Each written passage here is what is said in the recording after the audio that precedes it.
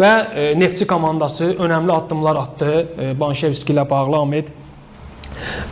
Palm Sports Arenada tribunanın biri artıq Banişevskinin adına verildi. Cənub tribunası, ən böyük tribuna. Anatoliy Banişevskinin adını daşıyacaq.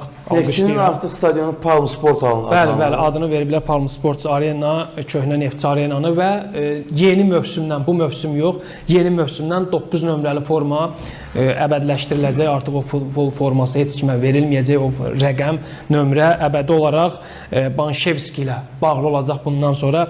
Hər iki qərarı Allah rəhmət eləsin. Bəli, Banişevskiyə Allahdan rəhmət diləyirik və hər iki qərara görə məncə Neftçi rəhbərliyini alqışlamaq olar. Təqdirə layiq oldu. Digər klublarımız da məncə ənənələrinə belə əfsanələri əbədiləşdirmək həqiqətən də klub üçün mütləq lazımdır. Öz əfsanələrinə sahib çıxmasan, heç kim sənə sahib çıxmayacaq.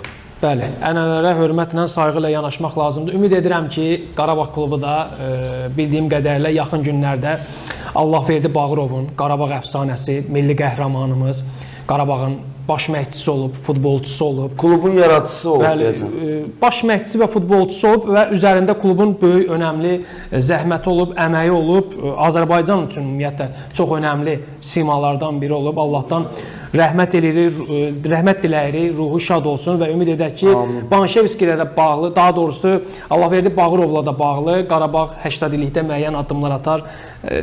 Bilmirəm, Azərsun Arenada verilsə bu tribuna nə dərəcədə önəmli olar, amma digər tərəfdən artıq bilirik ki, təxminən bir ildən sonra İmarət stadionunun açılışı olmalıdır.